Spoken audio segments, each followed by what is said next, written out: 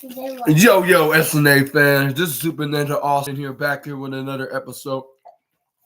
And this is the latest edition of the SNA podcast NXT review part 15, episode 136. And we're going to start off today with on NXT is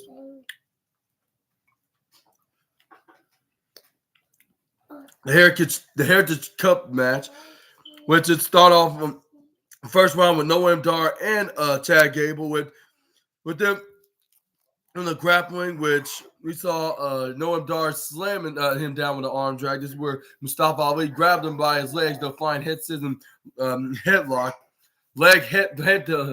headlock. What he did with it? But anyway, this is where he put him in a headlock. This is where Otis starts saying, like, yeah, it's all about them dies, baby. And then this is where Chad Gable put him. And this is where Noam Dar counters out of it, hit him in a headlock on the ground. This is where Chad Gable, like, right into a back suplex position. This is where he tried to go for one, but this is where Noam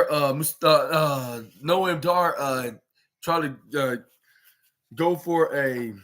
This is where Noam Dar still had him on continuously with the headlock right on to the 2012 Olympian. This is where Chad Gable twist his arm into a wrist lock, slamming him back first into the canvas, and bringing out the Heritage Cup trophy. Champion. This is where Noam Dar got back up and he puts him into a hold, grabbing on his arm and his head, placing him back first round to the left side of the rope. This is where he tried to go for a chop, but Chad Gable moved right out of the way. He hits him with a back to belly slam. This is where he knew he had him in pinball. He got a one count. This is where he started spinning him around like into a gator roll until a single underhook suplex. Noam Dar kicks out of it instantly. This is where Noam Dar gets out of it somehow, hits him with a headlock, and he was like, this is where he tried to twist on his arm, and try to go for a wrist lock of his own with the Supernova 11. Fans were way over for Gable, and this may be the most perfect time to pull the trigger onto the leader of Alpha Academy, like at least on the main roster. But anyways, this is where the fans were chanting for Gable, like well invested for the former Raw and SmackDown and NXT Tag Team.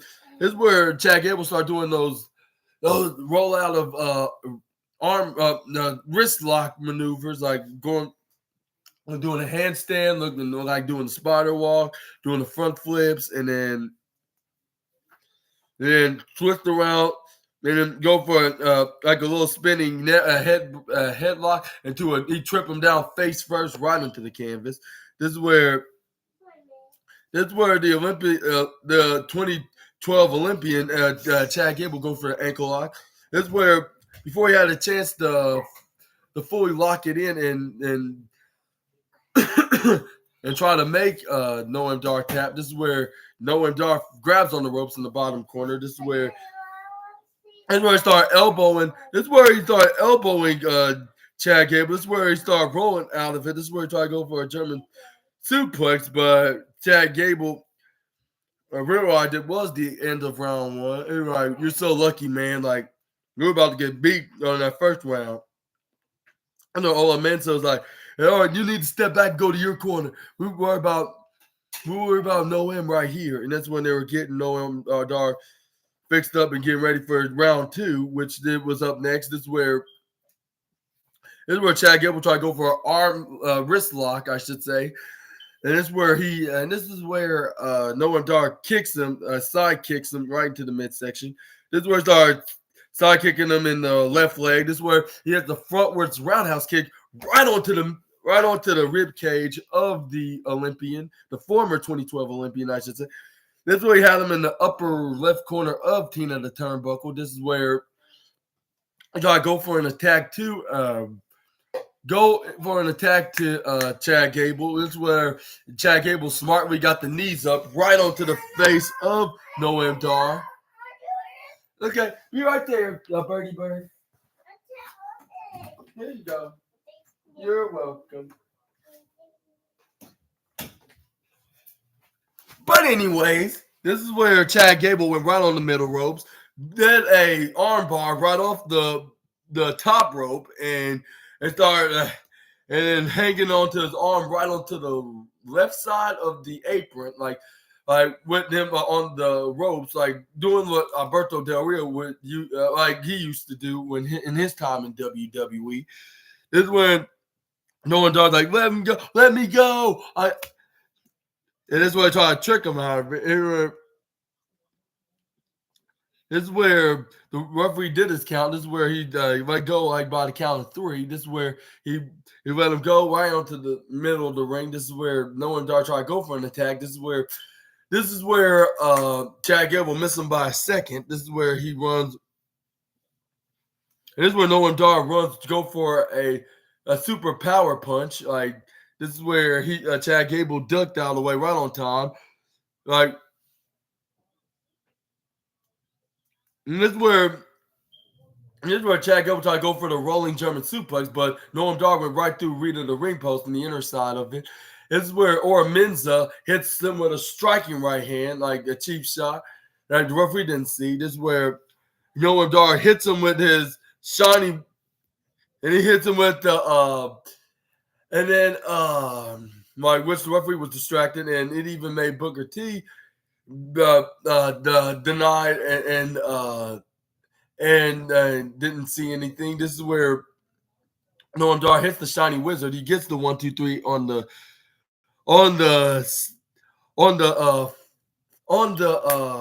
second round, I should say. He gets the first fall in the second round. This is where he head up to the third round, where I believe it also ended in a draw. But Chad Gable managed to get him out of the ring. This is where he hits a suicide dive. This is where Noam Dar had a comeback, and he hit them face first right on both the out on the announce table and the hardest part of the ring apron. This is where they got back into the ring. They had 30 seconds to the left. This is where Noam Dar went right on the top rope. This is where Chad Gable caught him off the top turnbuckle, hit him, slap him silly right into the face. This is where Chad Gable tried to go for a suplex. This is where Noam Dar started countering, start hitting right singles blows right onto Chad Gable. This is where Noam Dar tried to go for a pinfall, but only got a 1 even count. But this is where Chad Gable counters the pinfall and got a 1-2.2 count. This is where the third round ended, which it turned into the fourth round, which Chad Gable hit the belly-to-belly suplex as soon as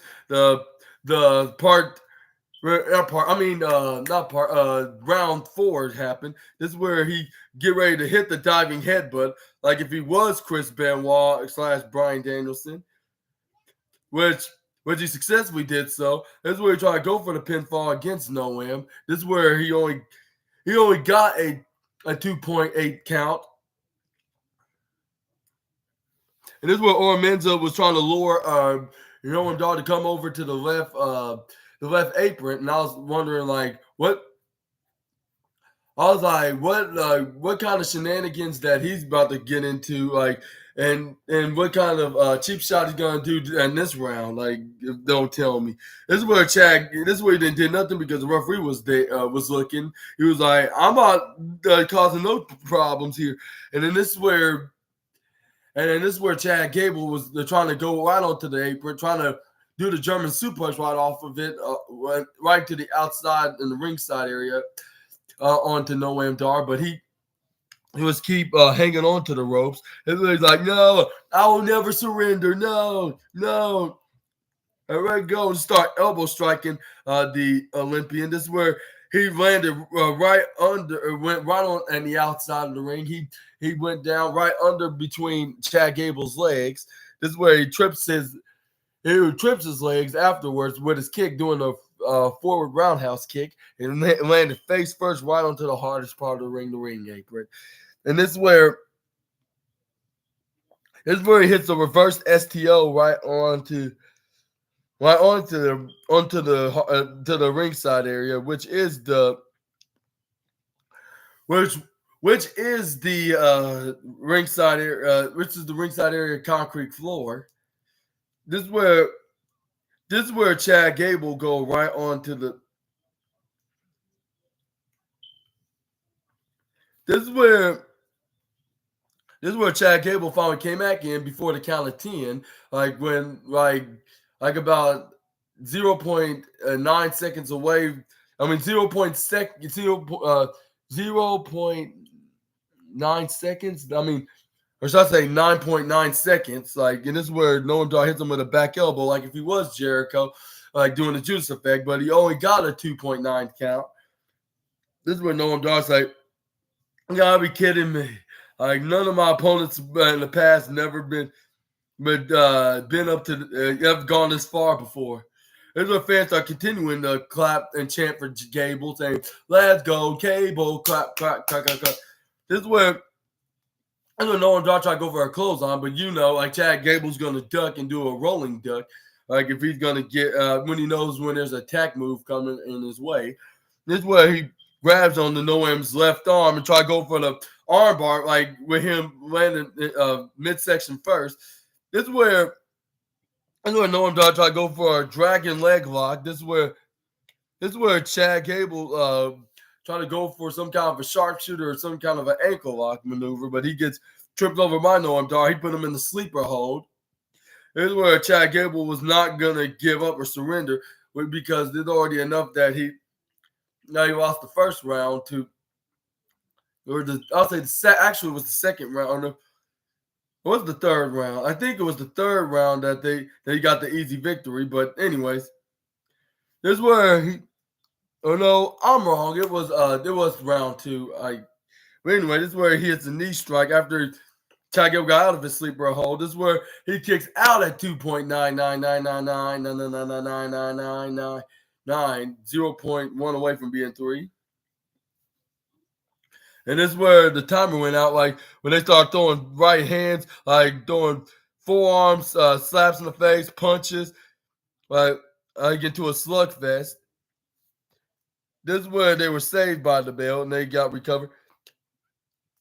This is where Chad Gable, after getting recovered from round 3, round 4. After recovering from round 4, this is where Chad Gable's not waiting around and just instantly hit him with his finishing maneuver, the German suplex, right onto Noam Dar. Got the 1, 2, 3, and he got a win even on the Scottish Supernova. This is where we got Lash Legend and Maxine Dupree now arguing on who's better, Chad or Noam. This is where Noam hits a striking super power striking left-handed punch right onto the face of Chad Gable, bringing him down, getting an easy advantage. This is where Akira Tozawa was like, no, this is some bull crap, a load of bull sugar honey iced tea. This is where the referee's like, no, you're not in this match. Like, it's okay for you to have to help Chad Gable to recover from this match. And then this is where he was like, no, like, he don't need to be able to recover if it hadn't been for Noam Dar. And he's like, well, you're not in the match anyways, so you might as well step in the ringside, which how gullible the referees are. So that's what he did. He's like, he's not gonna listen. So why am I waste more of my breath arguing with this official fool? But anyway, this is where Chad Gable hits Noam Dar with a brainbuster on the final round, which is round 6. This is where Chad Gable goes around the top rope, trying to see if he can hit his signature move, the diving headbutt. This is where he went right on to the top. This is where he went for the top rope. This is where you know the rules. Like if it works the first time, then it's gonna be the second time that's gonna it's gonna be a guarantee it's gonna fail. And this is where it was the case because Noam Dar catches him, puts him in a triangle choke in the middle of the ring, thinking that he was gonna win the match, but unfortunately for the Supernova 11 and fortunately for the leader of Alpha Academy, he got out of it by slamming him into a powerbomb position.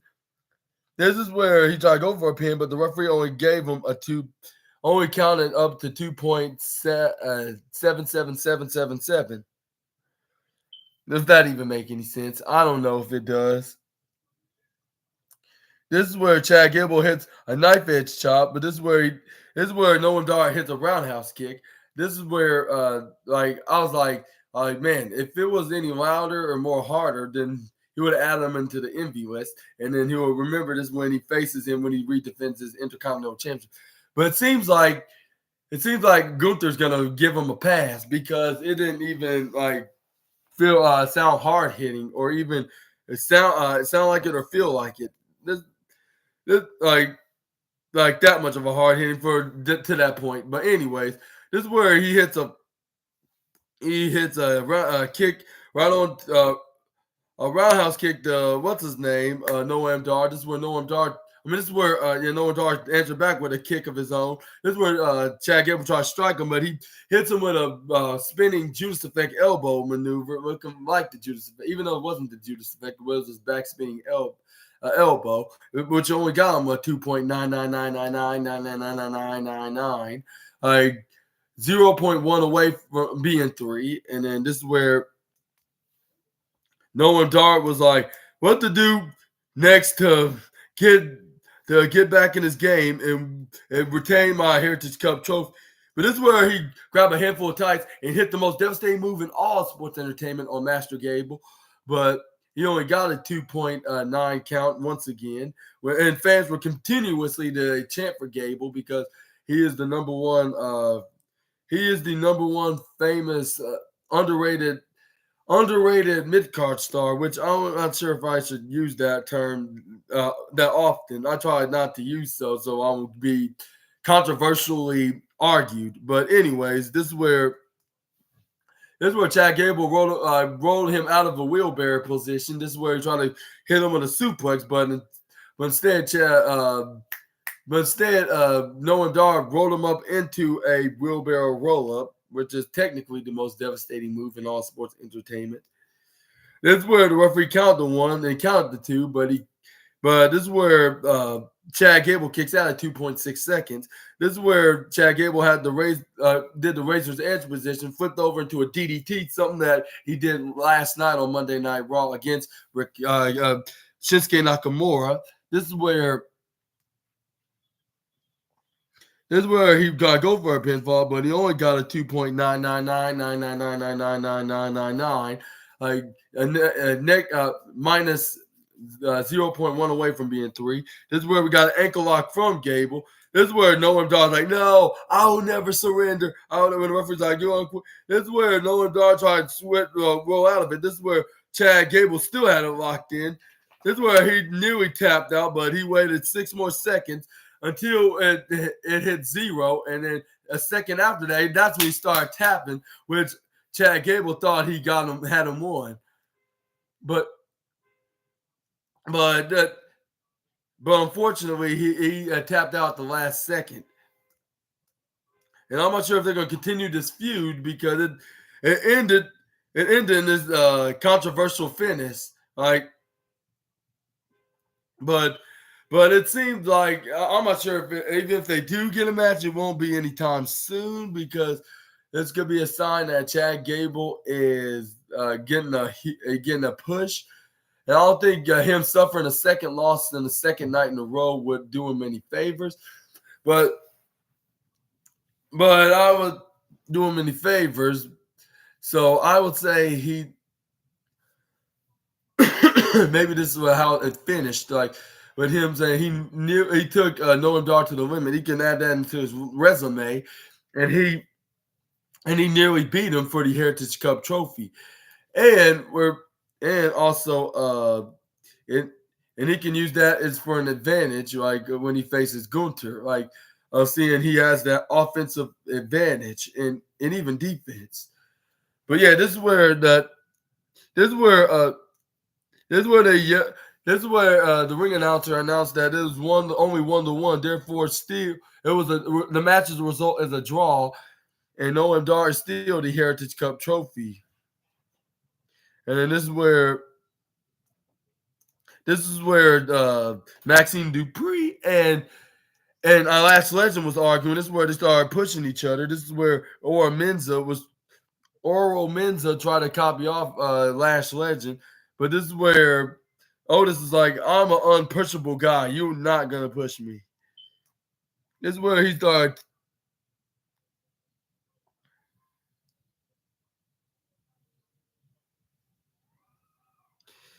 And then this is where Oro Menza tried to go for another push. This is where Otis is like, nope, not today, big man. And this is where he shoved him so hard, like he fell flat onto the outside of the ring, and then like flat right outside on the ring side there, in the left side, of course. This is where he started doing a hippie wiggly dance to Lash Legend, which Lash Legend was like, ew, I think I'm going to be sick. Like, he nearly vomited. And this is where he's like, get away from me. Like, like, skirt, like, no. And that's where Maxine Dupree slapped the absolute taste out of her mouth, which I'm not sure if she's gonna taste anything anytime soon. And this is where she landed right onto Otis's arms. This is where she shrieked out of fear. She said, "Let go of me!" In realization, and he touched her. And then this is where Otis is like, "Come back here, lass," looking like some kind of a warthog that's attracted to attracted to a female animal. But anyways, this is where Otis started wiggling his hair immediately after, of course. This is why I was like, yeah, Lash, you can't. There won't be no security guards anytime. Going to be out there anytime soon. With Fatty, you're just gonna have to put up with. And there's not gonna be no security guards out here anytime soon. It looks like Flobby Odie's gonna be on the menu tonight, and then this is where Otis and them will start doing their dance that they came up with about a couple weeks ago. Until soon after, this is where JBL announced Josh Briggs against Carmelo Hayes, as I talked about on the wrestling news, that one of the guys was Carmelo Hayes, and earlier on the day I talked about that, but also it's gonna be Josh Briggs, which the guy he said reminds much like him, from his time as a tag team. This is where we had this is where up next we have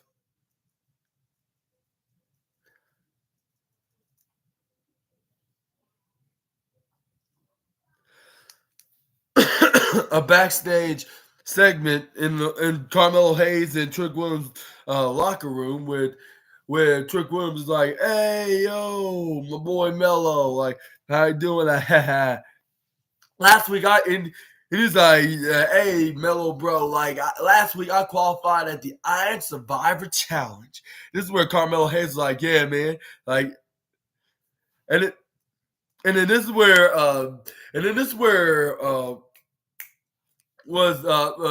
Trick Williams was in a humbling spirit, because this is where he tells Carmelo Hayes, he was like, "I know tonight's your night. You're gonna get your spotlight. Your time for you to shine. And you'll be on the Iron Survivor match." And he's like, "Are you good, bro? You've been very quiet and very you're very unconversating. Are you sure you're good?" And then this is where Carmelo Hayes is like, "Yeah, I'm focusing on on the target. Like you got in, I gotta get in as well. I can't sleep on Josh Briggs tonight. And then this is where Trick Williams is like, yeah, Josh Briggs, like he may be a bad boy, a big bad boy, but you are mellow, and you know that. And and you are mellow, man. Like, and then he's like, yeah, that's true. And he's like, and I know you don't need me in ringside tonight against what's his name, Josh Briggs. We're gonna give the people exactly what they want. He's like, "Are you resign like tonight? I'm gonna let you be you."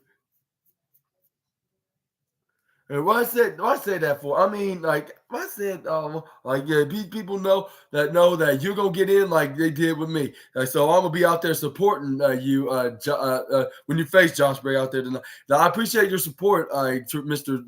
Trick Williams. Like, well, he didn't say it like that, but he said I appreciate that, Trick. Like, but I got to do this on my own. Like, I got to get back to that championship and I qualify.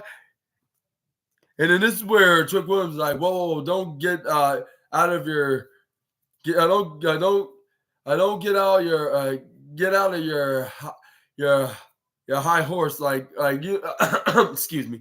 Don't get out of your high horse like you need to focus on tonight and then if you qualify, then you start focusing to become the number one contender for the NXT championship and be back in that picture.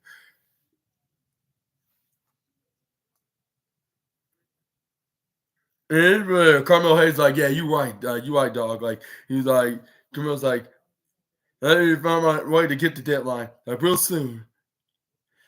And when both men gets up, and this is where Trick Williams is like, hey brother, you understand, I know that, and this is where they do that handshake. This is where Carmelo Hayes like, appreciate you, did a dab. This is where Trick Williams be back on the stage. He's like, my boy got it. It's where they nearly started the NXT Women's Championship match a little too early because here comes Lala Valkyria came out and into the ring, but I'll say luckily it didn't happen just yet because this match is too perfect to be. I would say perfect. I'll say it's too great to be a mid card match because and besides this is the biggest championship match of the night. Like, so why not wait until the main event? But anyway, Rush, the Heritage Cup trophy, the other championship on the line was like the second match of the night, right? Which so Chad Gable is a future singles champion in the near future. But anyway, this is where Xia Li attacks Lyra Valkyria from behind. This is where she tried to injure her out of the match, and then because he hits that striking kick that knocked out Becky Lynch back a couple weeks ago in that women's battle royal match. She did nearly the same thing like she did the Becky to Lyra Valkyria tonight. Luckily, spoiler alert, the match did not cancel, and it still went on, despite what Xia Li did to Lyra Valkyria. And she was grabbing onto her head so bad, it looks like she could have been paralyzed inside her brain. But luckily, there was just a little minor injury, like of a bruise. This is where they took her to the medical room. This is where we go on to the next match, I believe, because there's no way that Lyra Valkyria was going to compete anytime soon.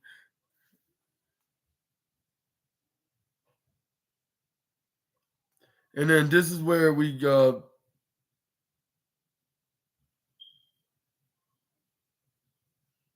This is where we got Malik Blade and Idris Enofe, which I believe this was, if not the fourth match of the night, I'll say third match of the night and in tag team action, which I believe this is number one contender for the NXT Tag Team Championships. Like the winner gets to face the family of Tony D'Angelo and Channing Stacks Lorenzo next Tuesday.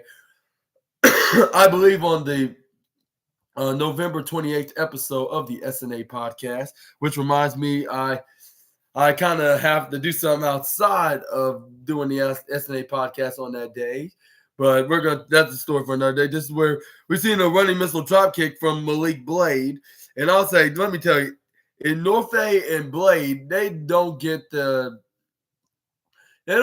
much momentum as they should. That's the best way to describe them. Like they should be winning a little bit more of their matches and they need to be shown more, even more at their future tag team champions in the near future. But anyways, this is where Malik Blade hits a.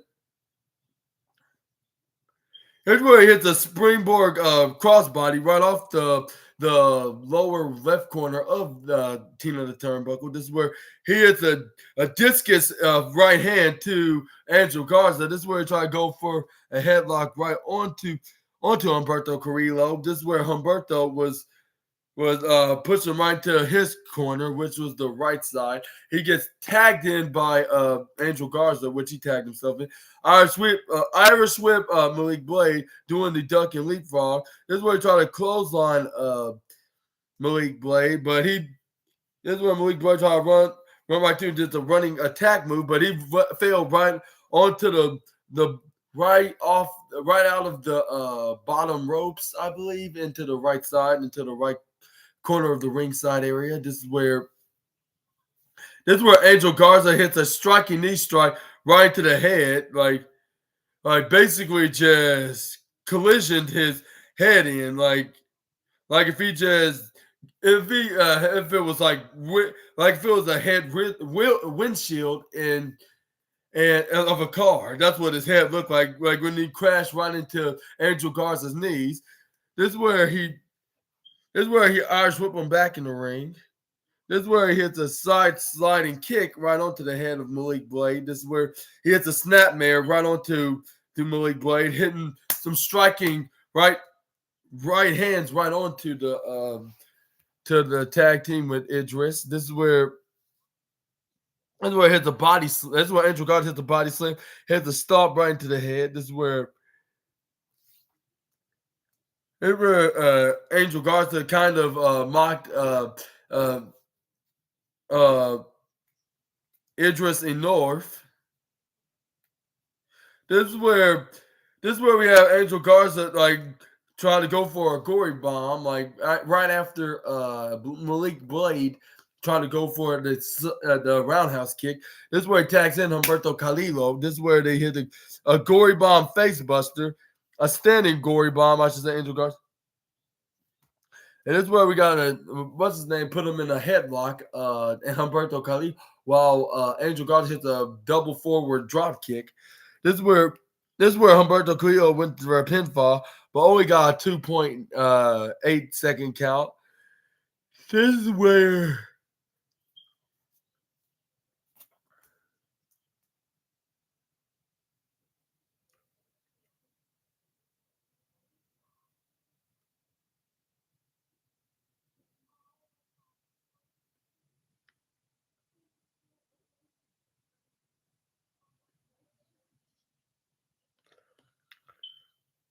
Angel Garza got to try to go for a suplex to Malik Blade, but that's where he counters, flips right over, hits the small package.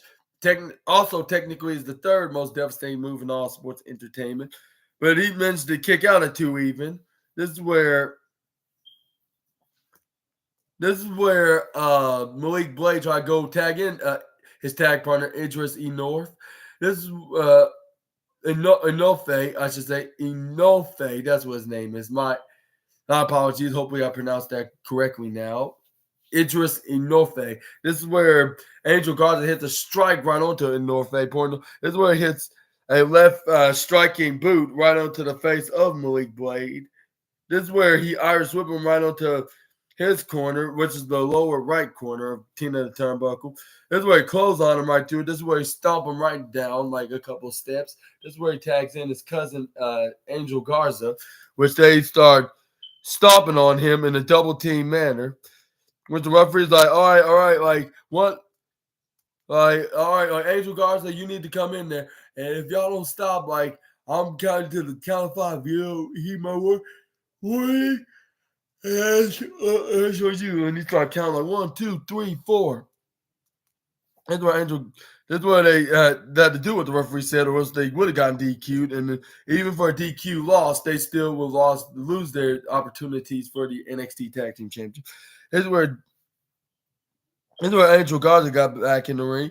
This is where he really had Malik Blade right here into his corner. This is where Angel Garza goes for a kick right onto the midsection of Blade. This is where he started hanging on, trying to desperately hang on to Malik Blade because he was nearly so close to his tag partner Idris Enofe.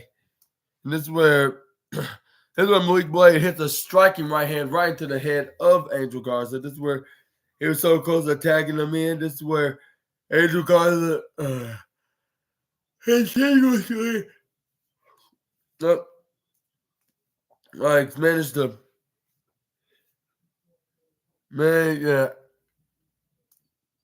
Malik Blade gets hit with a striking knee by Angel Garza.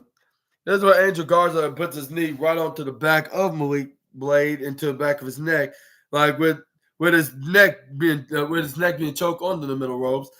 And then when the referee wasn't looking because he was doing the 5-second warning onto Angel Garza, this is where Humberto Carrillo managed to take advantage of the moment and booed him right into the face. This is where Malik Blade finally hits him with a DDT. This is where he was on his way of tagging Idris Enofe. This is where Angel Garza tried to grab him so he wouldn't tag him in. This is where he pushed him away. This is where Angel Garza's like, oh, phooey, like, never mind. Like, I'm just going to tag in my cousin.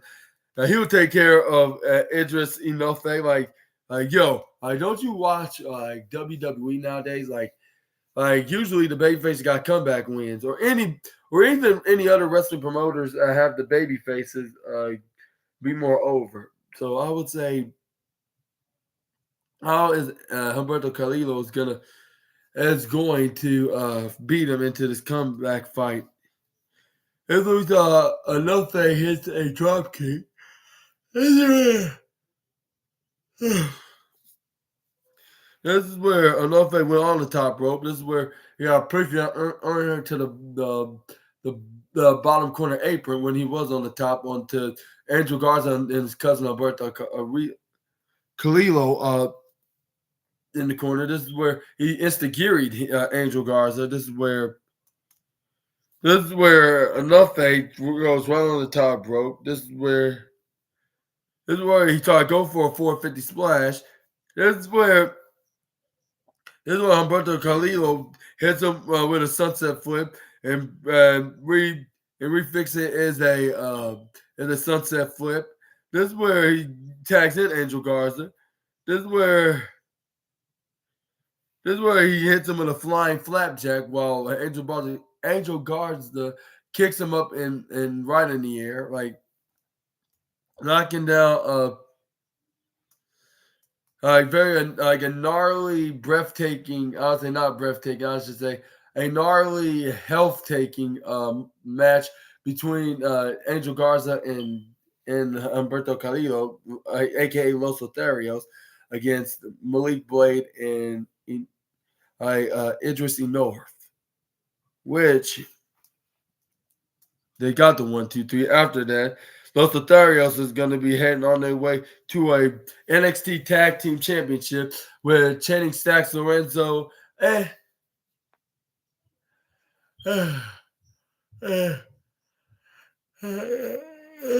Excuse me.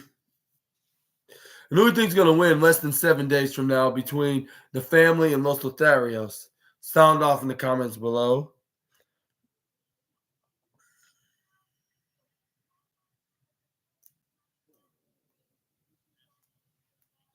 This is where we got backstage with Lyra Valkyria on see what's her health update for what's up in stake. Like, can she defend her NXT Women's Championship, or can or she's going to be postponed, or she had to forfeit the women's title, which I'm glad neither of those two happened. This is where Josh Briggs was getting ready for his match. This is where Fallon Henley and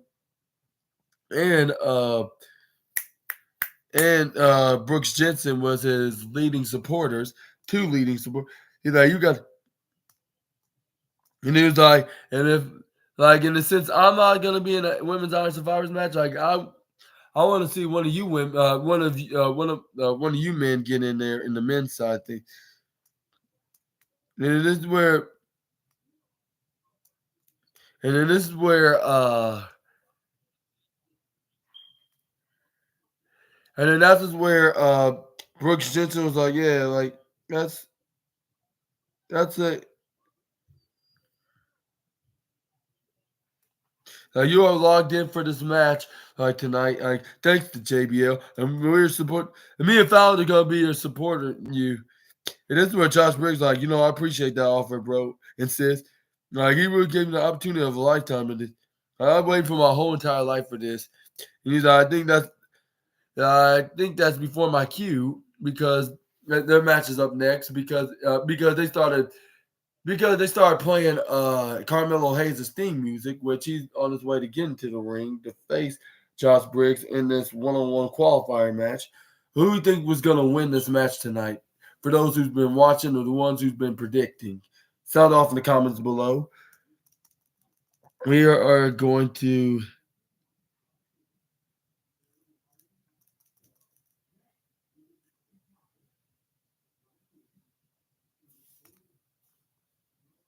and then this is where we start off with the A champ against the former NXT Tag Team Champion.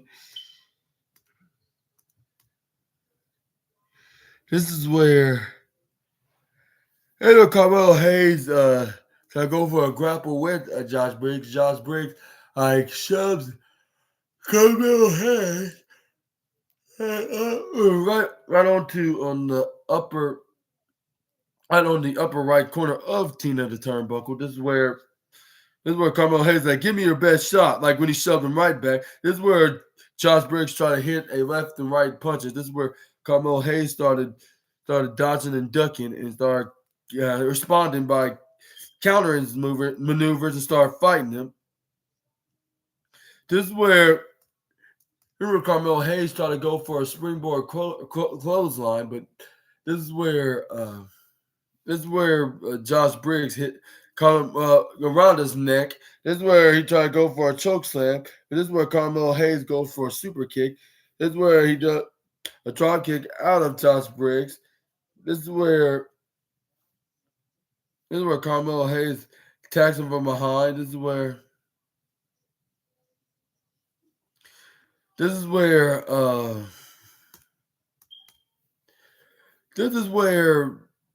Josh Briggs comes back and starts fighting back against the former NXT champion, hitting him face first right into Simba. I mean, that's the hardest part of the ring, which is the ring apron. Here's where Carmelo Hayes hits the super shot of a hit. I'm not trying to interrupt. But what did that taste like to you? Marshmallow. Nice and soft and sugarly sweet. Mm-hmm. You taste like marshmallow? Yeah, basically. And very fluffy and soft. Fluffy and soft? Yes, ma'am. You're welcome anytime. This is where Carmelo Hayes went right on the ring. He hits him face first, like paying Josh Briggs the favor. Hits a knife edge chop in the process. This is where Josh Briggs hits a striking elbow to the face of the Ape champ. This is where Josh Briggs hits a big boot right into the face onto Mello. This is where Josh Briggs back in the ring. This is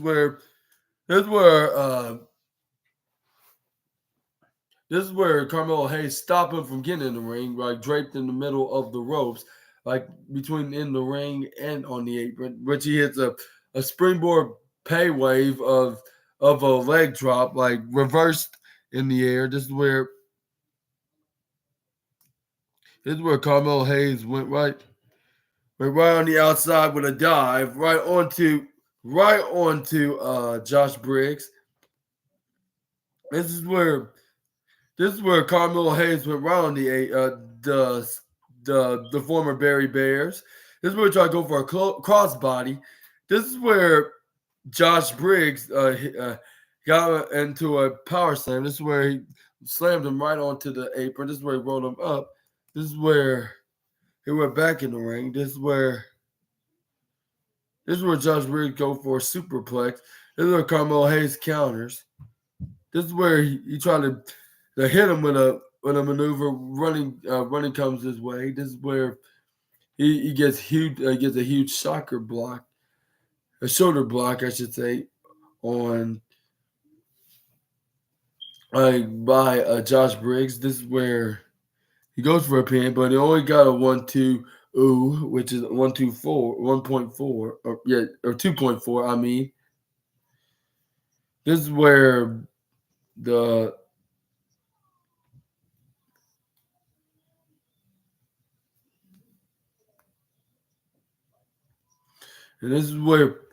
and this is where Josh Briggs picks him back up. This is where he hits him with a single axe handle. This is where he Irish whips him right to the right side. This is where he tried to close on Carmelo Hayes outside.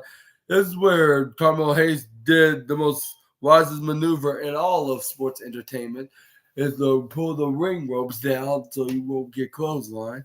This is where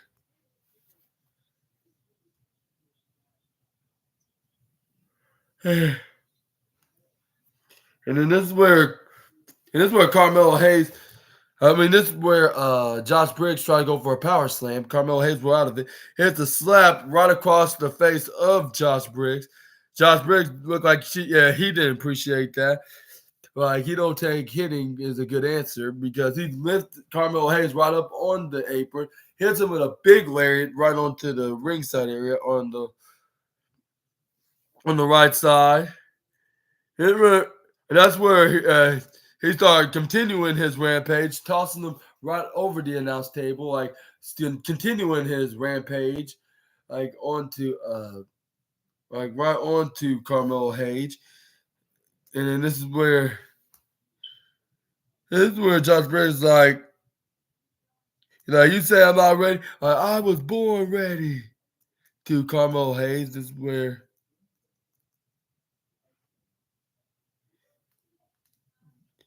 is where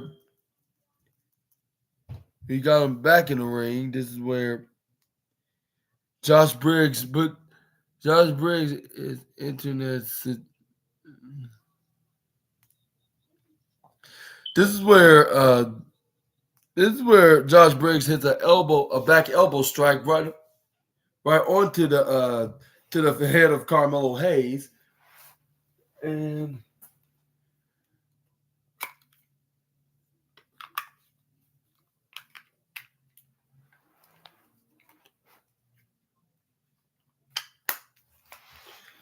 okay.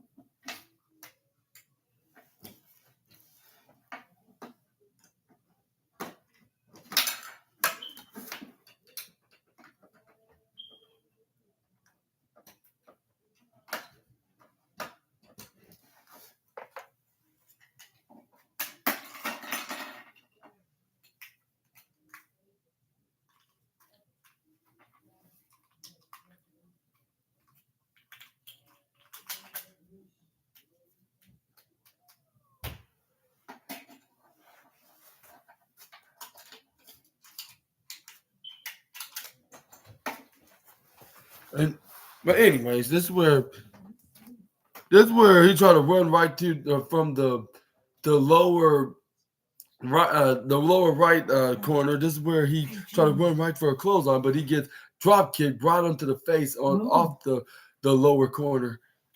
Yeah. I'm gonna ask you, what did the caramel, the sugar? Yeah. What did that taste like? It was like sugar coated and caramely. It tastes caramel and sweet. Yeah, caramel and sweet. Like yeah. Caramelized and sweet. Like caramelized. Yeah. Okay. That's all I wanted. Thank you. You're welcome, though. You're not bothering me. I gotta get these narratives in down. Yeah, you just give my people so you can put your narrative right. Okay. Thank you. You're welcome. Glad to help. This is where it looked like Josh Briggs did not know what the heck what day it was. This is where Carmelo Hayes was feeling it, shaking his arms in the process, like, I still gotta do this. Come on. I still need to be in the Iron Survivor match. This is where Carmelo Hayes started smacking his hand. This is where the fans started clapping in the process. This is where Carmelo Hayes hit the right hand right on to Josh Briggs, like about 3 times in a row, which was a charm. This is where he tried to Irish whip him right to the upper right corner. This is where he gets, but this is instead like Josh Briggs Irish whips Melo right onto the lower left side of the corner. This is where he bounced right off of it and it went face right towards Josh Briggs, hits a running Hurricane Rana.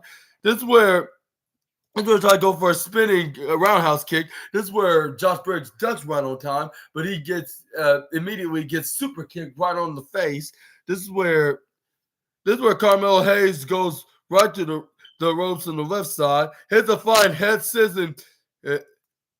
Hits a fine head scissors slam cutter majig. This is where afterwards he goes right on the right side and hits a very rare scissors kick that he rarely would do. I was like, that has to be a tribute to the 5-time WCW that's now a commentator on here on NXT.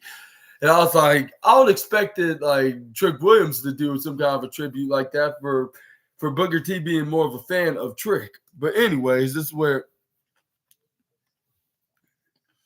Carmelo Hayes tried to go for a pin fall, but I'll say don't get me wrong. Like, he loves Carmelo Hayes, but it looks like he's more well invested to Trick Williams, and nothing that's saying. I'm not saying that Trick Williams is better than Carmelo Hayes. I think they're both really good equally, like what Carmelo Hayes would say onto his tweet. But anyways, this is where Carmelo Hayes was like, "Oh my God! Like, what I got to do to become the new number one contender? I mean, not to become the latest qualifier of this Iron Survivor. I got to be into the Iron Survivor, just like my boy Trick." This is where Carmelo Hayes kicks him right into the forehead. Like when he was right onto the lower right corner, trying to get up on the middle ropes. This is where Josh Briggs is smack him right into the midsection. This is where he tried to go for. It looked like he was about to go for a dragon screw, but this is where Carmelo Hayes kicks him right into the midsection. This is where Carmelo Hayes was. This is where Carmelo Hayes was supposed to go for the Instigiri, but he gets caught with 2 legs. Hit him try to go for an alley-oop power bomb, but this is where Carmelo Hayes roll out of it. This is where he tried to run right towards Josh Briggs. Josh Briggs get ready to hit him with a choke slam, which this time the choke slam succeeded because you know the rules because it's a guarantee the second time, which the first time was a failure, but the second time it was a guarantee. This is where he hits a big boot afterwards. Referee counted the 1, referee counted the 2, but he kicked out at 2.9999999. Yeah, which is negative 0.1 away from being 3. This is where Josh Briggs tried to go right on the top rope, like in a reversing position, like if he was going for a Otis slam. This is where fans start chanting, "This is awesome! This is awesome!"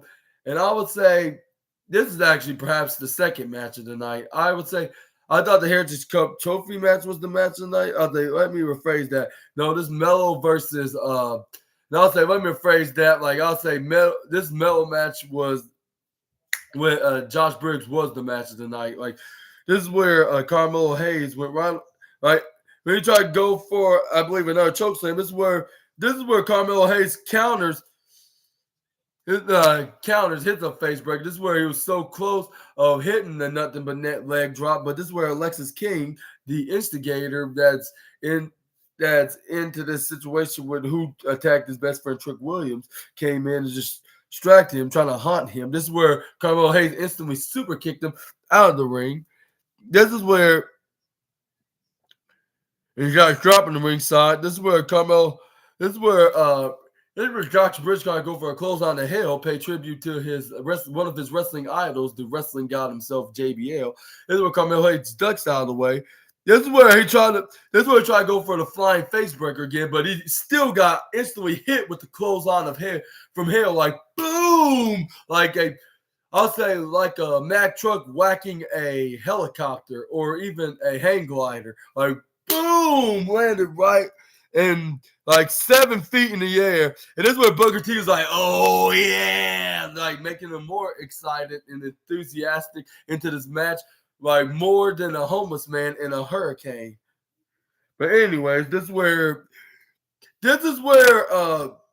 Josh Briggs goes right on the top rope, hit a stand-up moonsault right on the top rope, and got the 1, 2, 3. And I was like, wow, he really did got the victory. And I said, of course, because Alexis King distracted, but I thought if Carmelo Hayes is going to be in the match, he could possibly be a part of the match, and this is where Alexis King be more involved about it. This is where Trick Williams will get very frustrated at Carmelo Hayes for not being perfectly honest on who attacked him, and he claiming that he didn't, and also.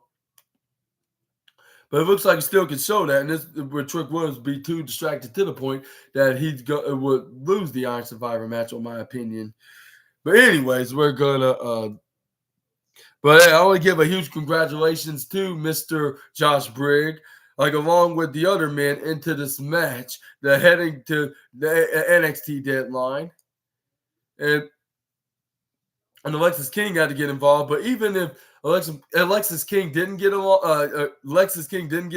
I believe Josh Briggs would have won anyway. So, in a way, if Carmelo Hayes is off his guard, but he usually not is, unless somebody distracts him. So I'll say it wouldn't be easy, but it probably would have got that good luck of going. But who do you think is going to be the next two participants for next week and the week after? The week after, as we going ahead with NXT Deadline. Sound off in the comments below. We're going to move on to a backstage interview with Mackenzie Mitchell asking about Lyra Valkyria. Is she going to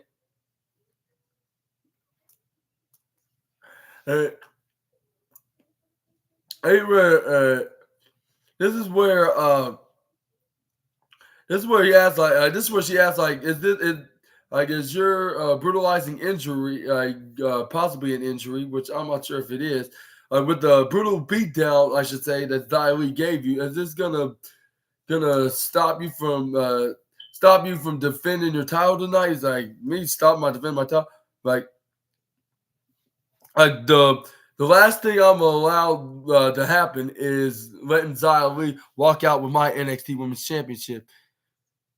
And I'm gonna return her that favor by kicking her in the face tonight and see how much of a real champion I really am. And then this is where Mackenzie Mitchell's like, yeah, I bet so, and good luck out there. Agreeing with Lyra Valkyria. This is where we got Wes Lee come out up next, and then this is where he was getting ready to come out in the ring, and then making his presence known, to see that about making his appearance known and cutting an in-ring promo. Dominic Mysterio and the rest of the Judgment Day. But before I get into that, this is where we got a. This is where Von Wagner was invited to him and his wife's house, like with their two sons, like with them with him bringing over some dessert, which is some brownies that look like the little Debbie's snack cake kinds. But anyways, this is where he had spaghetti with lots of spaghetti with lots of sausages, like sausage slices, I should say, right onto the spaghetti. This is where he's like, this is really good. Wow, the asparagus, and this is where the two sons of Robert Stone said, yeah, spaghetti sucks. And then this is where he's like, now kids, like y'all eat y'all's vegetables. And then Von Wagner's like, that's right, like, yeah, I still had to eat your healthy food, like, despite that. And then this is where they asked, like, that's when they start staring. They couldn't help but notice about the line marks onto Von Wagner. This is where Robert Stone was like now kids, like, don't stare at Von Wagner, like, and this is where he's like it's okay, like, don't yeah, they're not a bother, but I'm gonna tell you, like your dad like taught me that I'm to be okay with that, like, and your like, and he was like, and you guys are young and healthy, and y'all should should stay that way, and I want to see y'all flex y'all's muscles. And then that's what they did. So he's like, oh yeah, look at them big guns, like, look at y'all, like, look at the big, but. And then this is where Robert Stone asked his two boys, saying, like, how was school today? And he was like, it was very bad for those older kids on recess. Like they keep being jerks at us. And he was like, if there's he offered and this is where Von Wagner to offer to go to school with him, and he's like is somebody messing with my two little nephews here, like I'm gonna teach this little bully a lesson, like, of messing with my two nephew boys here, like, no one doesn't mess. I'll teach. And he was like. And then it was like, yeah, well, we'll show them. And this is where he smacks the table, which I'm not sure if he should have done that, even though Robert Stone was calm about it. But yeah, it's just a principle because it is Robert Stone's house. But still, he was like showing some motivation to the kids, saying, like, how about we teach them a lesson if they have a problem, like facing someone my size, like alongside these boys, like. He was like, yeah, like, how about we go to that school, like tomorrow? And he's like, and it's where, yeah, well, what do you think, Pops? And this is where both Robert Stone's sons stand up right onto their chairs. They're like, yeah, how about we have Uncle Von help us teach this bully a lesson? And it's like, yeah, now, like settle down, like everybody.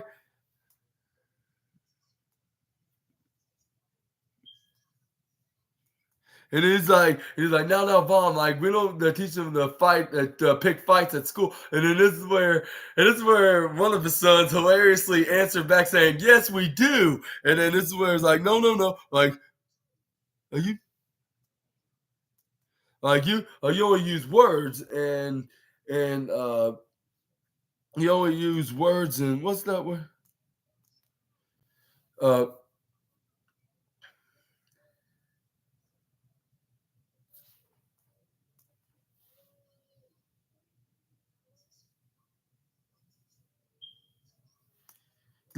They use their words. That's right. I was like, only just their words.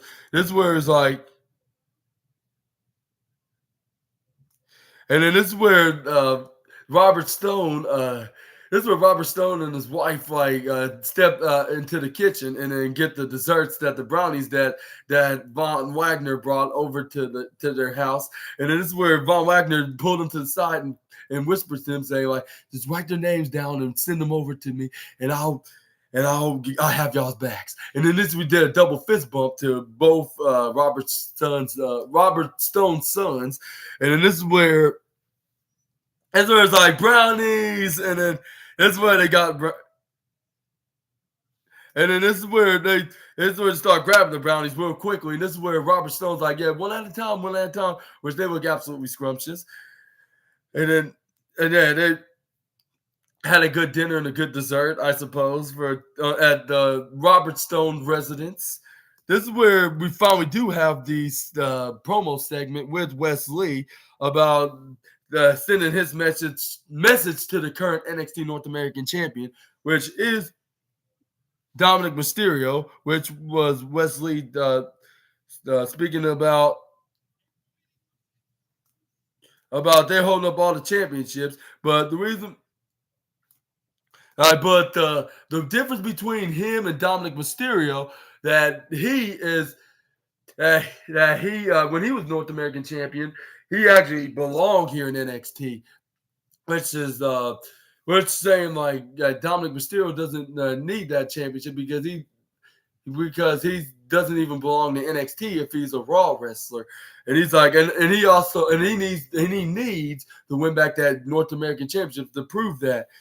And then this is where Dominic Mysterio came out there. Like he needs the win back his North American title, and he needs that one more good shot of fighting Dominic Mysterio. And this is where Dominic Mysterio's like, Wesley, fans were booing him out all around the arena, even though it wasn't as loud. But even though it was loud, but it wasn't as loud like it would be on Raw or SmackDown. It was like only like half as loud like it was on the main roster. But anyway, this is where Dominic Mysterio was like, the one thing you do better than everyone is to make these people feel bad for you. Make them feel sorry for you even. And he said, you're absolutely good at it. Because 2 months ago, you got beaten by Ilya, by Mello, and took time off, came back here, lost to Corbin, and you think you deserve a title shot? Like, but why? Because these people around here love you? I was like, yeah, they love you. They love him far more than they love you because you're the worst. Like, you are the most worst hated guy in sports entertainment right now. Like you're doing a really good job of doing that. Like, this is where Dominic was. I was like, your reign as North American title was absolutely worthless. Like, I made this title more relevant than you ever did in your, like, from your past, I would say more than you ever did from your past, like 8-9 months of being the champion. This is where Wesley's like, shut up for a minute. Fans start cheering him, right?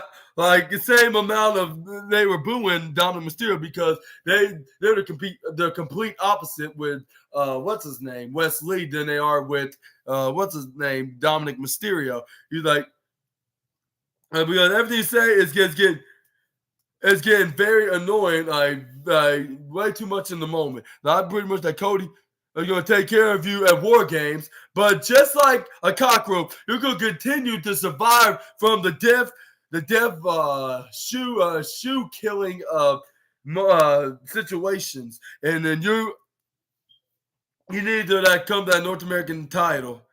That's where he started yawning into the boredom, but that's the only he's the only guy that think that Wesley's opinions doesn't matter, which it kind of does because he's making good points tonight that he's gonna make it more special and actually relevant than what Dominic Mysterio said about relevancy. This is where Dominic Mysterio's like, you're gonna get this title back? You want this title back, Wesley? And he was like, I'll do anything and everything to get that title back to me.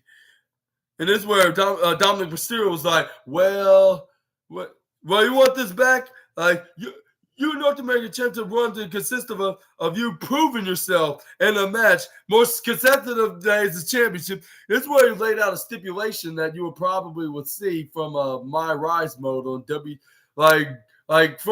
like WWE 2K 22 or 23.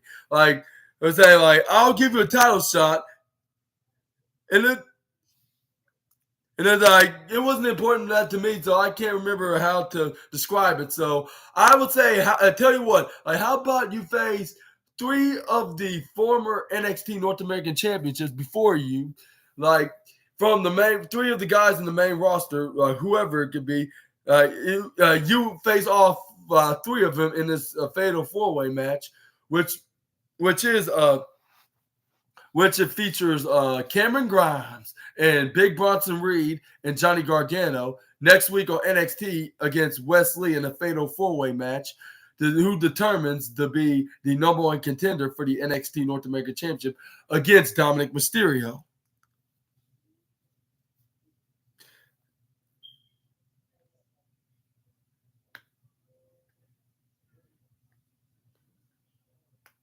And he's like, and if you win that, you're gonna face me at Deadline, and only if you win, you get a chance at this, and so you don't win, this will be your last shot. Like, as long as I'm champion, as long as I'm North American champion, like you will never get a shot again. And this is where Wes Lee was like, "You're playing that mind games, huh?" But I say challenge accepted, because I know I'm gonna win. This is where we got a vignette.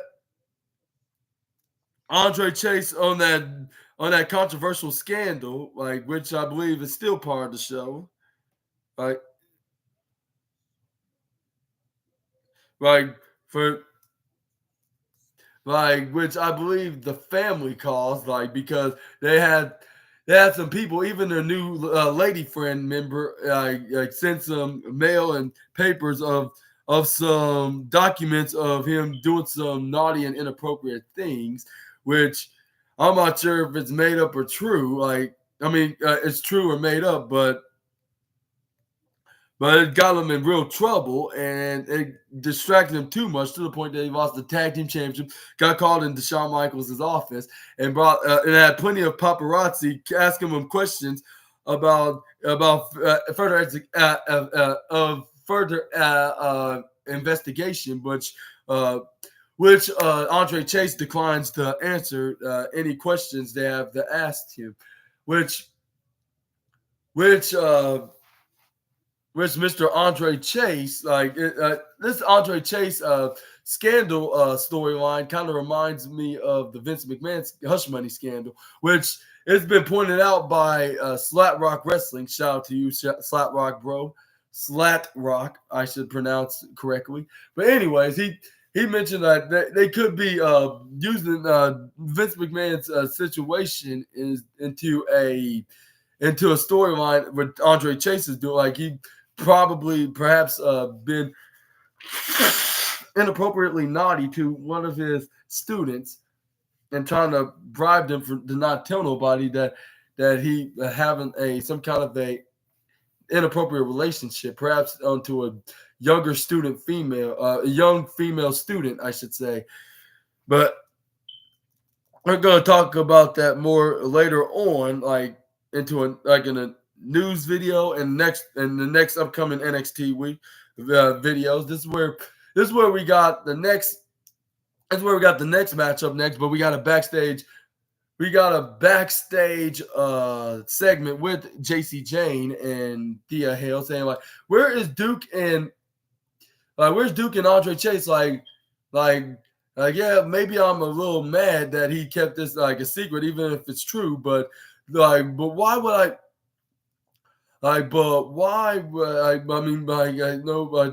True, but he's still my professor, like, in my eyes. And this is where I was like, well, I don't. And this is where JC James like, well, I don't blame that they're not here, because too much drama around here, anyways. But I don't think it's the reason because of you, because you're still his number one favorite student, and then I'm gonna be on your side tonight, and you're gonna get your opportunity at the Iron Survivors match against Blair Davenport, and then at least you have me, and I'm gonna be your number one supporter for tonight. And she was like, "You really mean it?" Like, yes, ma'am, absolutely. And this is where she's like, "Thank you so much, JC." And this is where they got on the way to their match. This is where they were about to play the Chase U theme song, but this is where JC Jane, for the sake of Team Chase U, they said, she was like, "It's best for not to use this theme song for a while, like since like there's some controversial scandal because it was like a remix. She had a theme song that was kind of like a remix to her Toxic Attraction theme song, if not her own theme song alone, because it's like if she's trying to reform Toxic Attraction 2.0. I was like, if you're gonna be a baby face and it'll be a baby face and trying to be a duo, like why don't you try to do a duo with somebody and try to do a remix of like a Toxic Attraction theme music? Like you should might as well reform with JC Jane, but not JC, Gigi Dolan, but that would be completely pointless. So I guess I see one thing that she could, that I would say she got right on. Like, but at the same time, like nobody do not want to see a 2.0 of Toxic Attraction. Like, no offense, but I just want to see something new and fresh. This is where Tiffany Stratton was like, I like, congratulations out there, Josh Briggs, to Josh when he was telling stuff like I'm finally at the final, and this is where he's like slapping his hand right onto the desk. And he was like, "I did it! I finally win! I finally won!" And then this is where Tiffany Stratton asked Josh Briggs, saying like, "It feels good to be a winner every once in a while, doesn't it, Mister Briggs?" And then this is where Josh Briggs was like, "Yes, ma'am, absolutely. Like it feels damn good, right it does." This is where Tiffany Stratton was like, "Trust me, I win it all. Like see me at the deadline." And she was like, and he was like, "Yeah, I sure will. Like you too." And this is where it's like, it does really do feel good to win, I say. And this is where his tag partner Brooks Jensen was like, "Hey, we saw you out there. Like, congratulations. Like, happy that you got to qualify at the Iron Survivor match." And then this is where he's like, "Thank you, bro." This is where fist bump onto Josh Briggs. This is where Fallon Henley was like, "I'm sorry, what was that? What you and Tiffany did?" The dude was like, "Oh, it's nothing. Like, don't worry about that. It was just like, come on, let's go." And then this is where Brooks Jensen and Fallon Henley was looking at each other in suspicion with Josh Briggs. They shrug it off for now, like, because it's probably nothing for now until we're gonna figure we're gonna probably figure that out right before NXT deadline or after deadline with the Iron Survivor Challenge. But speaking of which, we got the third ever qualifier women's tournament match, which is the Blair Davenport and Thea Hale, which Thea Hale came right in the match. This is where she gets hammerlocked Irish whip right onto Tina the Turnbuckle in the lower right corner, right first in the top and then the middle and the bottom. This is where Blair Davenport hits a big boot right into the face onto Thea Hale. This is where she goes for a pin, but she only got a 2.1 count. This is where she got her in an arm dragging lock. This is where Thea Hill started countering and starting to come back and try to hit right hands, but only to get arm drag once again into another arm drag lock. This is where she got it locked in double times harder, and also she started messing with her hair and started pushing her head back right onto the canvas. This is where the fans start clapping for the.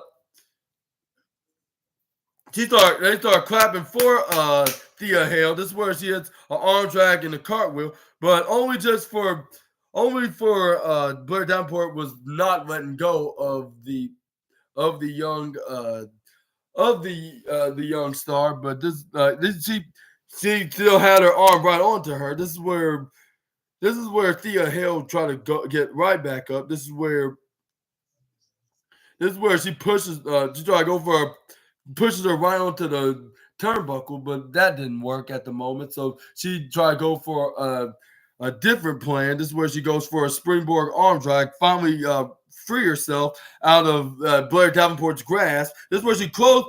This is where she. This is where she tried to close on Thea, but she kicks her right on her left knee, hits a knee to a knee up right into her face. This is where Thea goes right with a running axe handle and another running axe handle. This is where she tried to close on. She ducks out of it once again.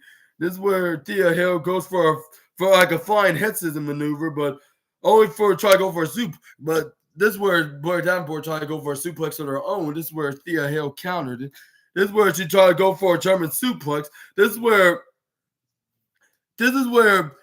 Blair Davenport put her arms right onto Thea Hale into an armbar, like locking it in the process. This is where Thea Hale was screaming in agony, like, no, no, I will not surrender. This is where she got locked in to the point that this is where Jason James like, come on, you can make it to the ropes, you can grab him. This is where she started pushing it up a little bit, like doing a little cheap shots because that's all she's good for is taking the easy way out when she has an opportunity to.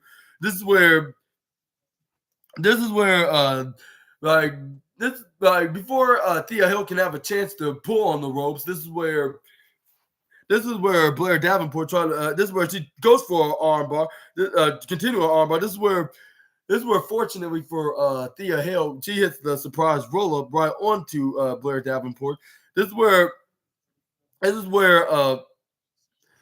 Blair Davenport go right onto and slam her arm and shoulder right onto the canvas while hitting a wrist lock, twisting it and slamming her right into the shoulder. This is where Blair Davenport continuing to do her to beat her arm down right into the canvas. This is where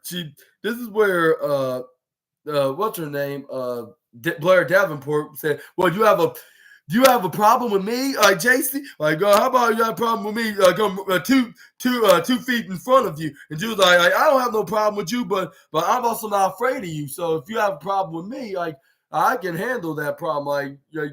And you're lucky my girl's fighting you right now." This is where Thea Hale hits a suicide dive where Blair Davenport did not see her, at least expect it. I was like, why are you worrying about JC Jane for? You should be worrying about Thea Hale because you're the one that's facing her. But this is where Thea Hale hits a massive exploder suplex right onto Blair Davenport, right onto the second part, hardest part of the ringside area, the concrete floor. She hits a rolling somersault senton, like if she was Rob Van Dam, but it was like more of a little lighter side version of the maneuver. This is where she starts shaking the ropes. She's like, yeah, like Iron Survivor, like Chase you. What's wrong with you students? Like after all what Andre did, like despite if he have any kind of scandals, like how you know if it's even true? Like if you didn't even heard any reports, like other than other than the D'Angelo family sent to the Chase U school, but this is where they start walking out like they did last week with Andre Chase. This is where he hits us. This is where she was like. This is where JC Jane was like, "Don't worry about them. Like, worry about finishing your match." This is where she was like, "Okay." She tried to go for a springboard senton, but senton looked like a springboard coffin drop. But this is where Blair Davenport put his knees up, right onto the. right onto the back, put her knees up, right onto the get ready the shield herself right onto Thea Hill's uh, uh, dive.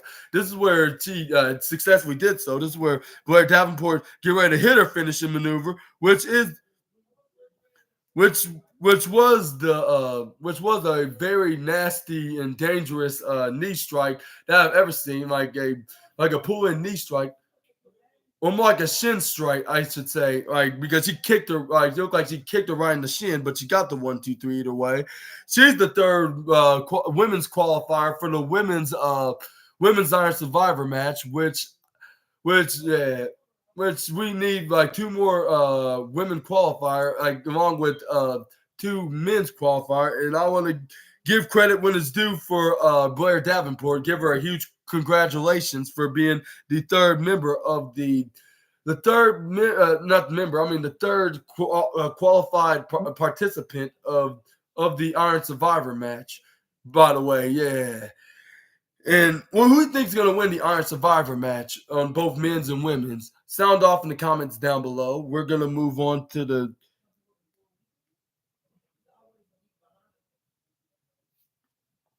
like. Let's move on to the next one, which is Baron Corbin, vignette of Baron Corbin and Ilya Dragunov on their ahead of their future NXT Championship match, against each other at NXT Deadline in December 9th, I believe. But anyway, this is where Baron Corbin starts saying, like, Ilya, like,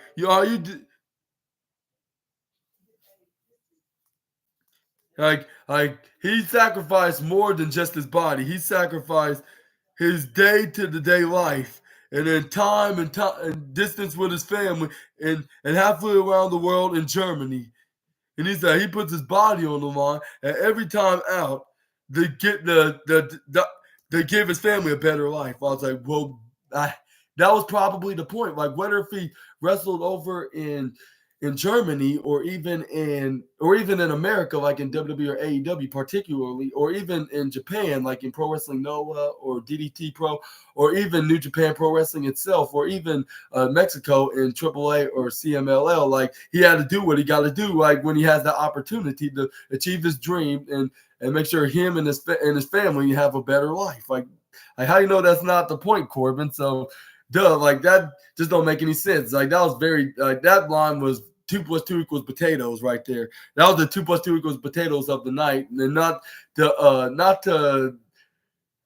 trying to bootleg you, Simon Miller. I'm just come up with a comparison of saying like that doesn't make any sense. I need to come up with my own catchphrase, but I'll say that was 2 + 2 = potatoes indeed. Like shout out to you, Simon Miller. But yeah, this is where Baron Corbin was like his money did with him, and the NXT champion him put himself in second to his family. And I was like, what? Like how you know what his mother did to him? Like you barely heard even half of Ilya's story. So why would you even insult him and his mother like that before? Like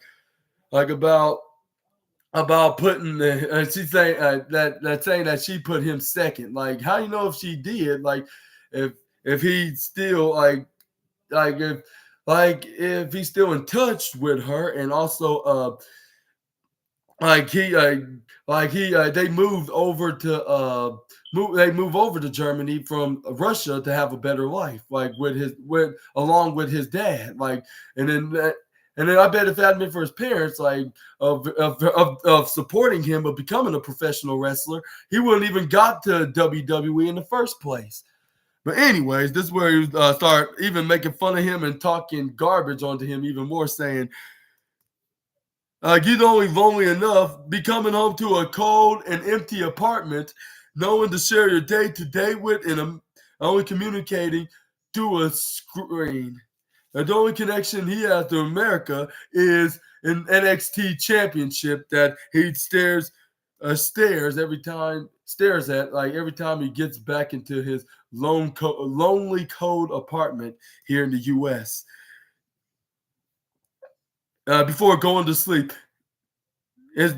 and that's the cold metal NXT champion. But my life is the complete opposite of Ilya's. Like, I have generational wealth and expensive cars and a big mansion. I was like, yeah, Baron Corbin, but it wasn't that easy when you were getting your start. Like, whether if you were becoming a boxer, a baseball player, and even a wrestler for the past 9 years. Like, that doesn't mean like it's gonna be easy. Like, when you've been doing this, like, even though Ilya Dragunov's been doing this for a good few years, but still, like he's just getting started as becoming a big time star. Like, while you've been doing this for only for a decade now, like, and you had multiple careers, and you of course you're going to be living that life because for being a WWE superstar, and that's why he got all the nice cars and a mansion and drinks and watches and whatever. Like, of course, Baron Corbin, like, you're gonna have all that. Like, you're one of like a big name and a star in a way. Would you, even though you haven't won the any of the world championships in WWE, but you still known as a memorable star, like that wrestled the likes of Roman Reigns and Seth Rollins and John Cena and etc. But anyways, that's where I start going on and on about. I kiss my wife and children every day and every night before going to bed. And how many times do I ask for a title match with no response? Once I did some digging and I found out who the dragon is behind the madness, and it was easy to get what I want. And what better way to commemorate in 2023, the year I found my true self? I burnt out the like I burn all the sheets from the past, for the devil. When I see my future, when I become the new NXT championship, because I agree with the devil, and he's like, the only person that can slay the dragon, and he's like, the only person that can slay the dragon is the dragon himself. And I was like, whatever that means, like, that just don't make no sense into this vignette. Like, I would say, like, somewhere like 60%, like what he said, or not 60. I should say like somewhere between 30 or 40%. He wasn't really making sense. Like, for talking about him and his family like that, and also mentioning about him being the complete opposite of Ilya Dragunov. I was like, well, of course, because you've been doing this a little bit more longer than Ilya.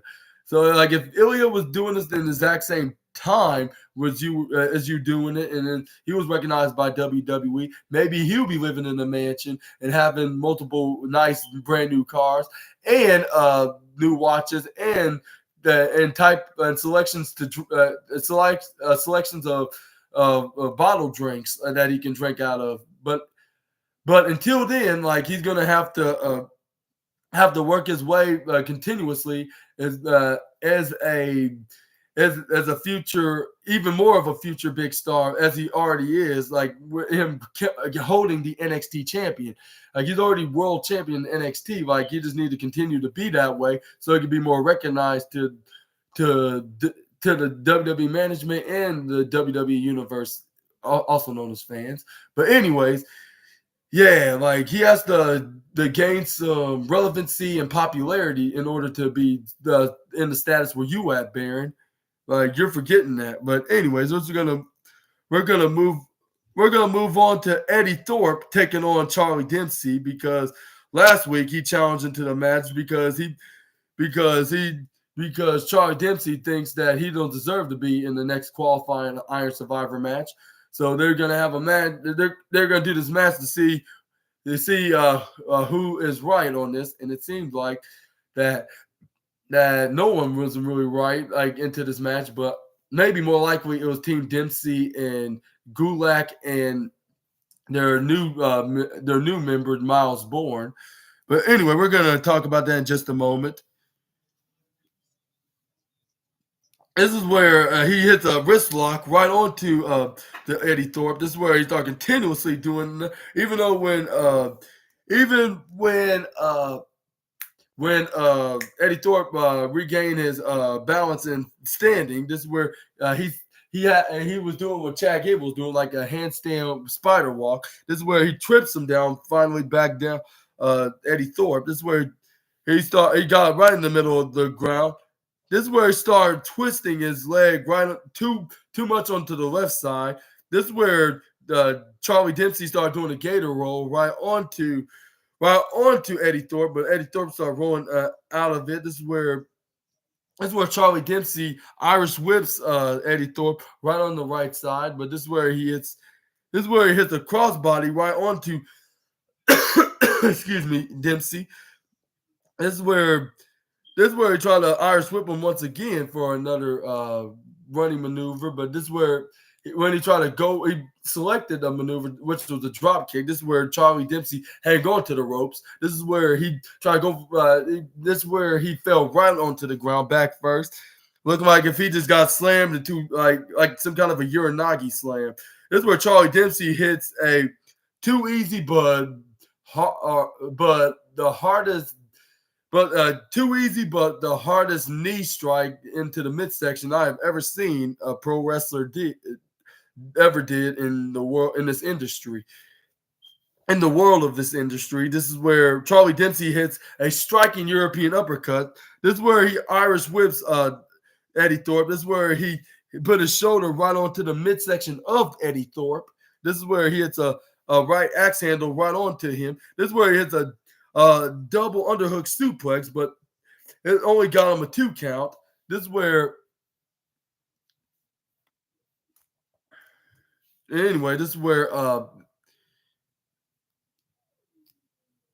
Charlie Dempsey started stomping on the back of the head of Eddie Thorpe.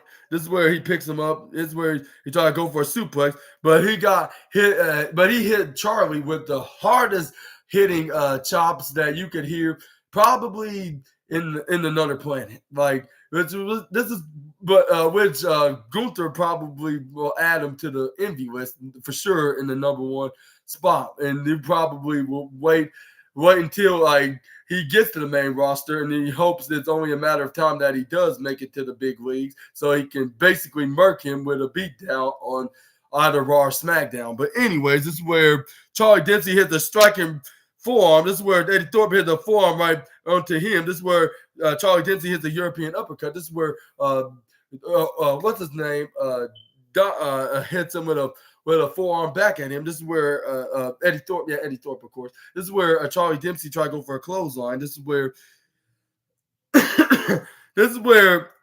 he ducks right out of the way. This is where Eddie Thorpe hits a European uppercut right onto Charlie Dempsey. This is where Charlie Dempsey kicks him right in the midsection, hard, like boom, looking like if he kicked him right into the groin. This is where Charlie Dempsey put him in some kind of a sleeper clutch, right, with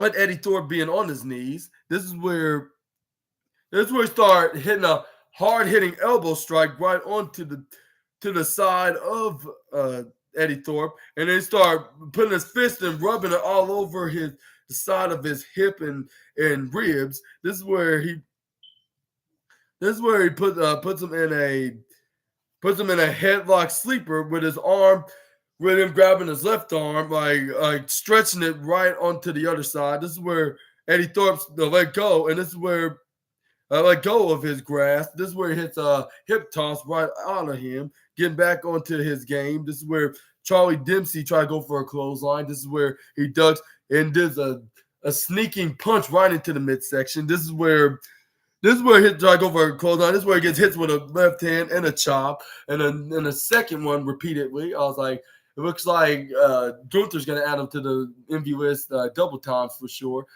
But he's probably being overconfident to wait until if he makes a Raw appearance so he can murk him. But anyways, this is where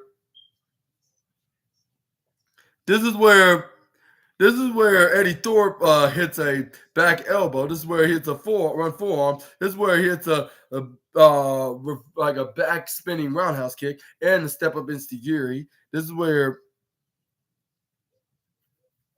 This is where Miles Bourne and Drew Gulak's like, come on, Charlie, get up. Like, don't let him get away with it. Like, come on. This is where Eddie Thorpe hit him with the biggest boot right into the corner, into the bottom, into the lower left corner. This is where he tried to go for a sideways back suplex. Meaning, this is where the son of William Regal goes right into a Black Widow submission maneuver right onto onto Eddie Thorpe and start elbow striking the absolute hell out of poor Eddie Thorpe.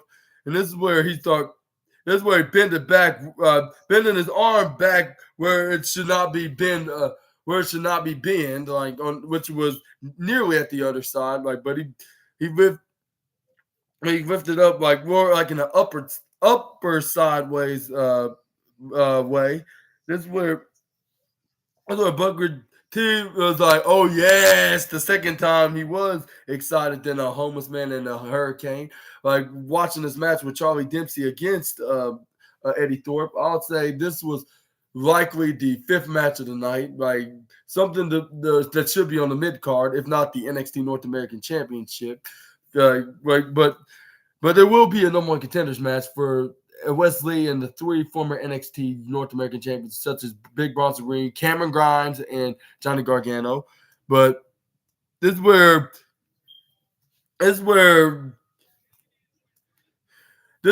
Eddie Thorpe finally flips out of the submission hole. Here's where he hits him with a pin over leg grabbing some kind of surprise roll up, which is look like the most devastating move in all sports entertainment. This is where he got the 1, 2, 3, and I was like, wow, he really got the victory over Charlie Dempsey. Everybody, it's very rare for somebody to beat him. He's very hard to beat. And Eddie Thorpe just beat him. I think he just proved him wrong that he belongs in into the Iron Survivor match. And if that was a qualifier match, he would most definitely would have qualified as the fourth man. But I wouldn't put it past that he will be at next week's Iron Survivor qualifier match. But this is where Miles Bourne and Drew Gulak came in the ring and started attacking Eddie Thorpe. And then that's when they start saying, like, come on, Charlie, like, join us. Let's beat him up. Like, he don't deserve to celebrate, like, for doing a very dishonest victory. This is where the Ghoul Squad, which Vic Joseph called him, like, which I was very goofy as hell. Like, I was like, this is definitely goofy wrestling of the night. Like, this is where This is where This is where Miles Bourne and Drew Gulak started continuing to step on Eddie Thorpe, even though Charlie Dempsey was still had his submission maneuver locked in on him to make sure he was down for good, and they could celebrate right over his body. And they think they're the true winners, and they deserve to be in the Iron Survivor Challenge. But I think that Eddie Thorpe's still gonna manage to after this. There's like the of getting this victory, this big win, and a rare loss to Charlie Dempsey. I still think that he's still gonna qualify and he's gonna be in the match. Like whether if Dempsey, Miles Bourne, or Drew Gulak be the fifth member or not, I think it's gonna be Eddie Thorpe. But anyways, yeah, let me know what y'all think in the comments below. This is where we got the family of Tony D'Angelo. Like they were eating their very delicious Italian cuisine, which looked really good. Like with a glass of wine, of course. And then this is where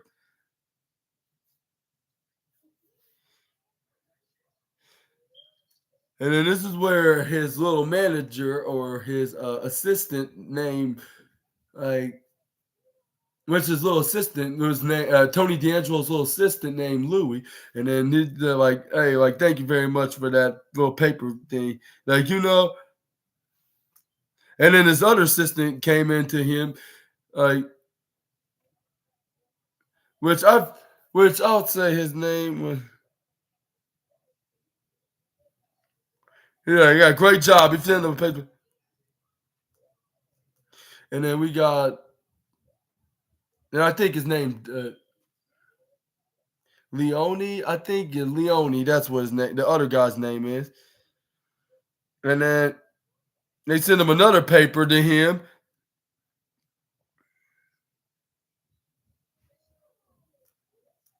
And then this is where this older guy tried to give him his envelope, like his little, which is probably filled with some kind of money, with like the other two guys. This is where he was like, "Hey, I just, hey, this little envelope is a little light," and he's like, "Yeah, I know, like, but inflation is killing me, man. Like, yeah, too much high prices and taxes. Well, we'll just talk later." And then he was like, and then this is where their female members shook her head, and this is where Channing Stacks Lorenzo was like, was what was like, yeah, give the guy a chance, like he's very nice, like, and he's like, and then this is where this tall version of this guy that looks like a taller version of John Silver came up, and they gave him his with the envelope of money in there. Like he was like Don, which his name was Donnie, of course. He looked like a butler of Tony D'Angelo, like with him the way he's dressed up into the suit, of course. This is where. And then it was like, yeah, like that's what's up. And then he was like, hey, you say hi to your mother for me, like, promise me, yeah, like he's like, I absolutely will. And then this is where Tony did,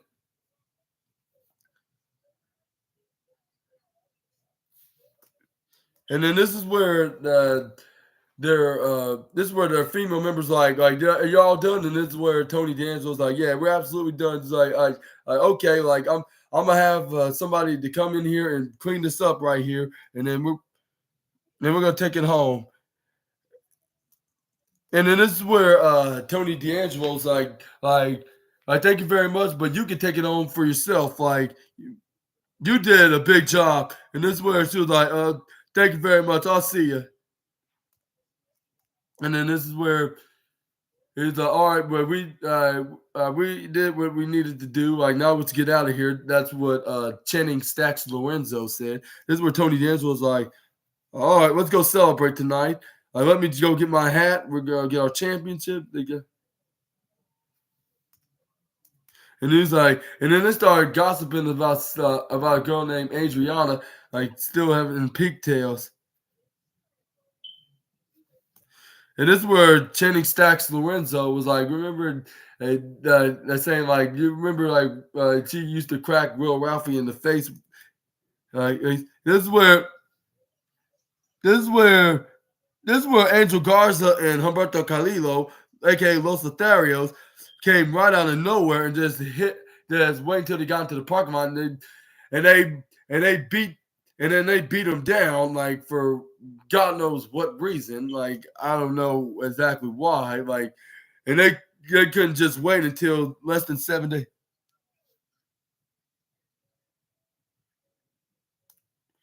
And he was like, yeah, now next time you remember, I remember, like, what did he say? Like they were hitting them right. They were beating up right onto their Jeep, and they started slamming their heads and beating them and punching them, kicking, kneeing right to the midsection in the face of the D'Angelo family. And this is what Angel got.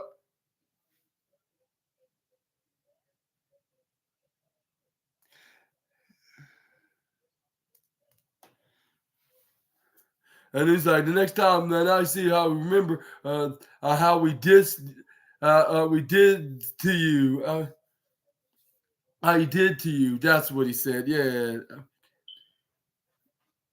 or whatever that means. And this is where the rest of the members of the family of Tony D'Angelo came out there to see the to help out Tony and Stacks. This is where both Humberto Carrillo and uh and Angel Garza was Angel Garza and Tony excuse me. Like this is where Tony, this is where Humberto Carrillo and Angel Garza went out there.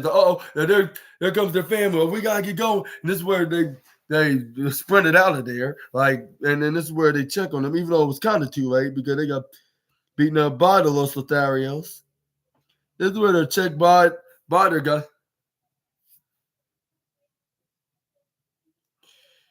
And then this is where they also not only they beat him down, they also got the letter. Like he was like, the letter, they got it. Like what the hell?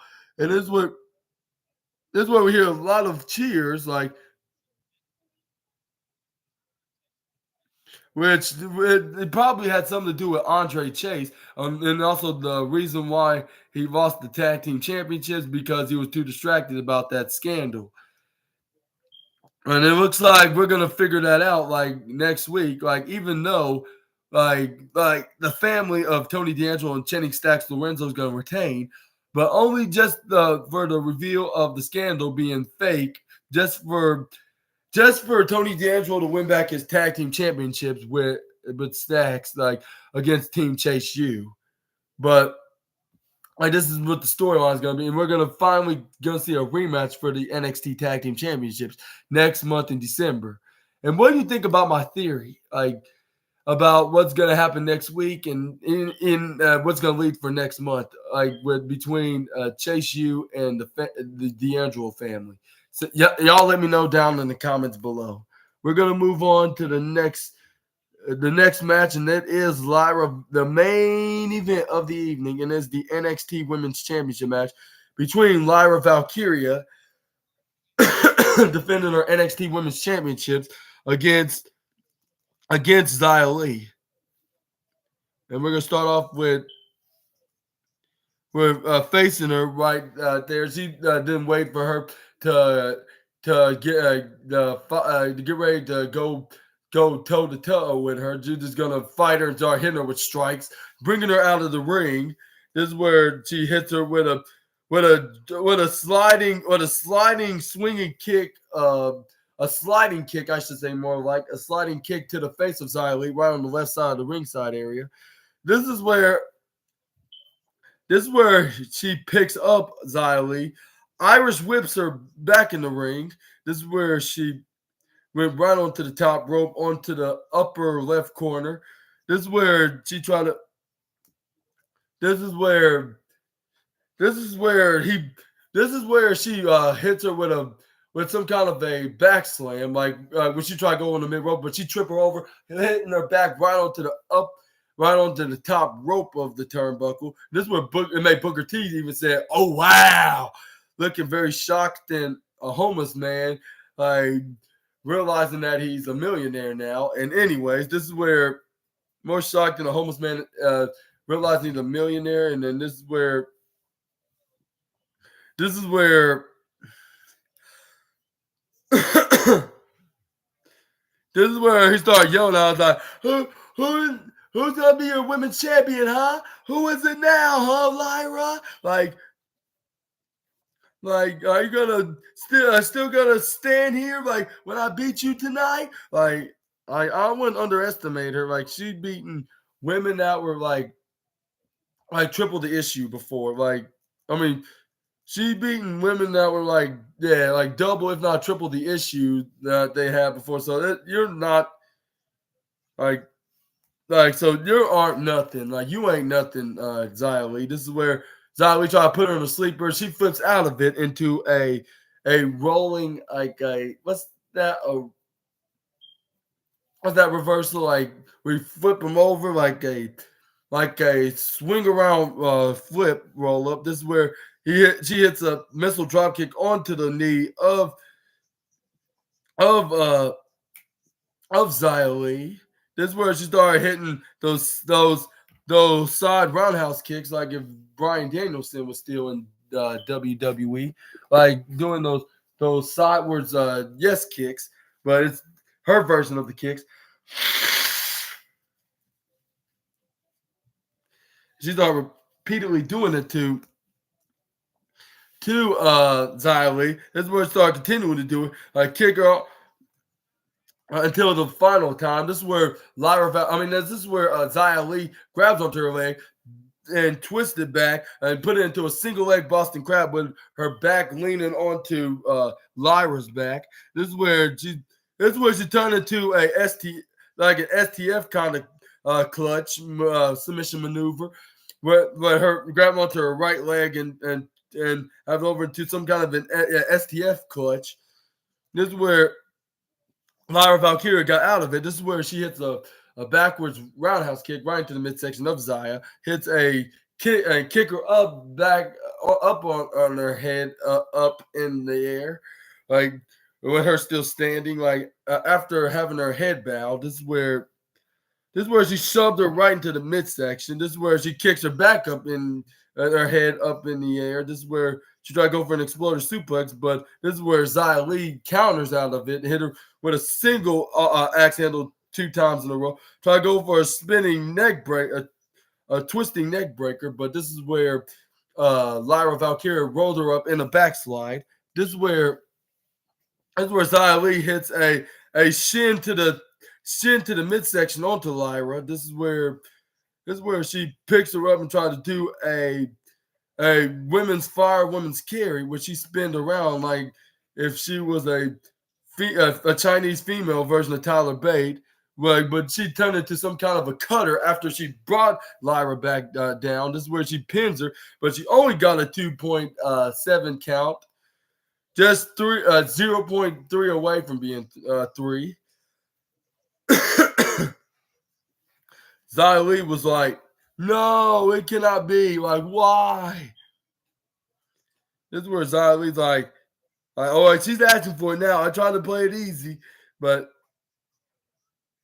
like it's already bad enough I've already got away with the T or not, because I did attack her from behind in mid card, which I think it was a blessing in disguise, or else it wouldn't be as appreciated like it is in the main event match, but."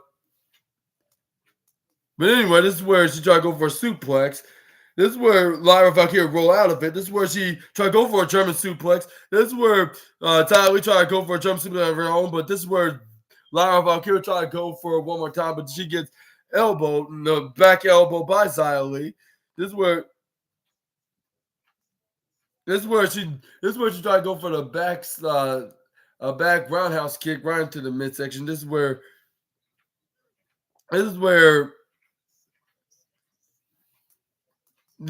Lyra Valkyria hits a German suplex finally hits the German suplex, which the third time was a charm, of doing it onto Xia Li. This is where she got back on her feet. This is where she was on her knees first. This is where she grabs onto Xia Li, on her hair. This is where she hits the forearm right into the face of Xia. This is where Xia Li answered back with a forearm of her own, which fans started booing her instantly, while they instantly cheered for Lyra Valkyria of doing it doing the blow right onto to Xia Li. Let's see.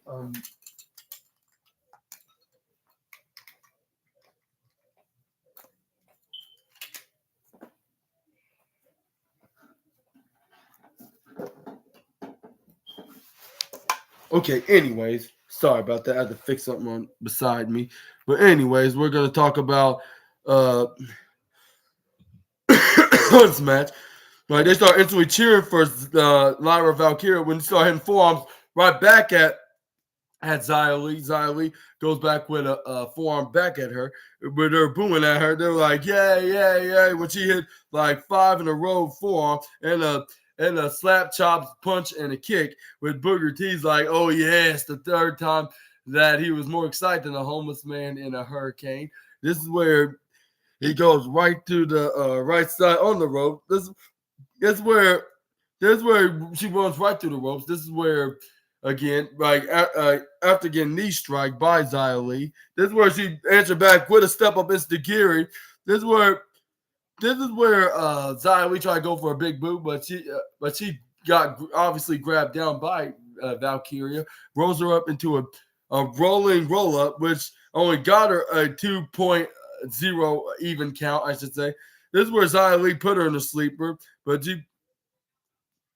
but when she tried to go for sleeper, this is where it was only a matter of time, which was like a few seconds later, for Lyra Valkyria to get out of it because she rolled up into a roll up, but only got a 2 count. This is where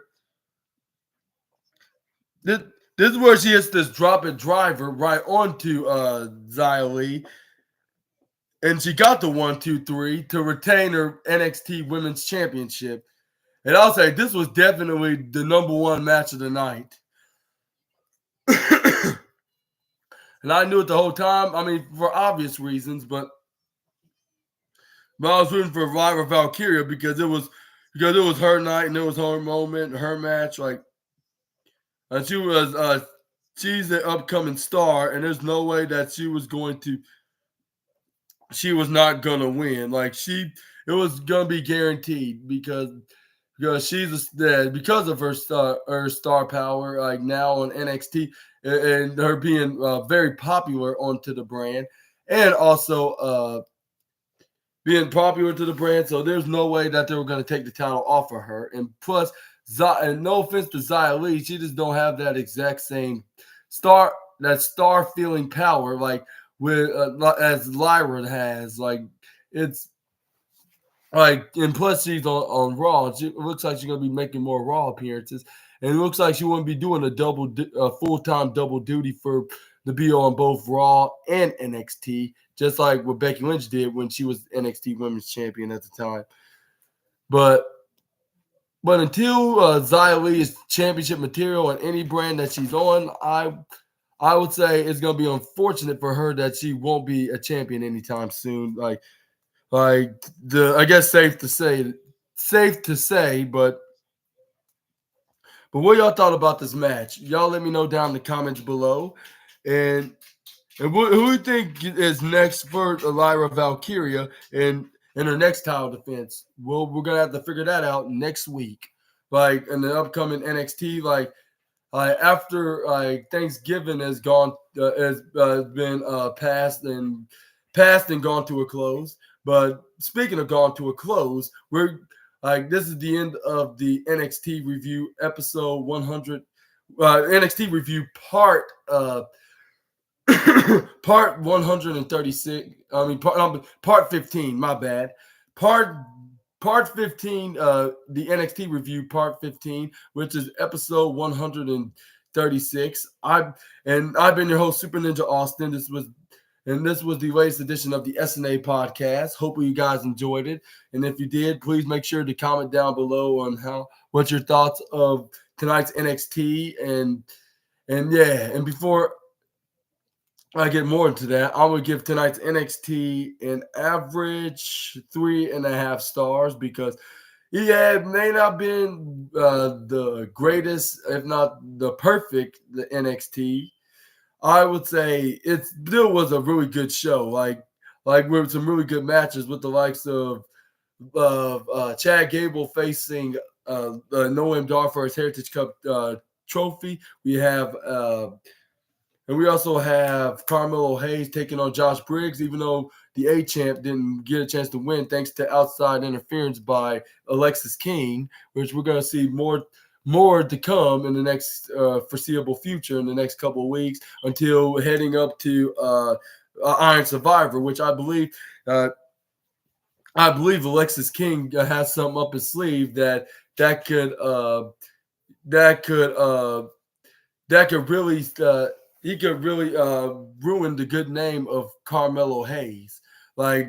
If he has any of it, like he could ruin the innocence of Carmelo Hayes' reputation in NXT. Like that's something tells that he's gonna reveal something that who attacked Trick Williams, and it could be none other than Carmelo Hayes. Only time will tell for that. And we also have the NXT Women's Championship match, definitely number one match of the night, right? Because it was for the Women's Championship. It was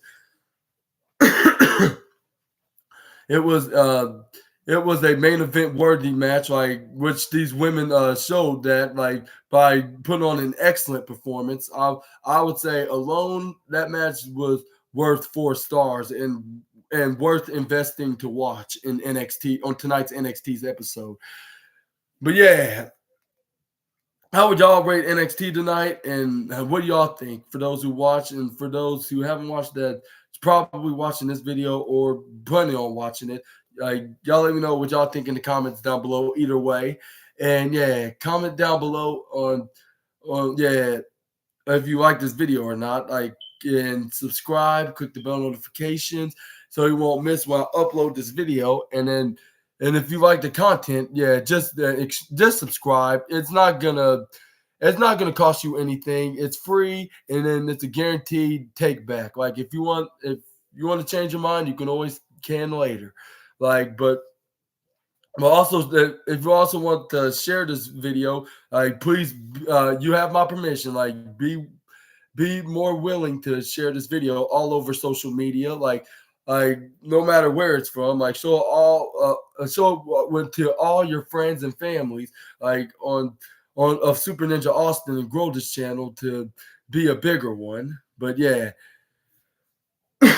Anyways, we tomorrow night and tomorrow afternoon, we also have the wrestling news review, which will be episode 137 of the SNA podcast, episode 100 and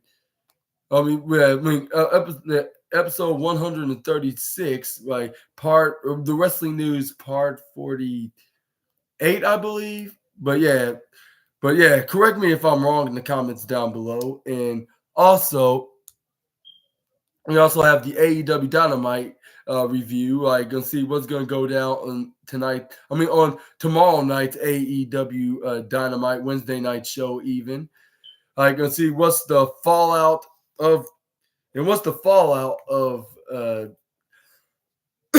excuse me. But anyways. And what's the fallout of what's going to be the fallout post? What's the fallout post show is going to be like after hosting the Full Gear pay-per-view? And then we're going to be talking about that afterwards, like when it goes off the air, like whenever your time is. And yeah, like, and hope we all have a great Tuesday night and a great Wednesday. And I'll see you all there on Wednesday. See you all in Wednesday's wrestling news video on November 22nd.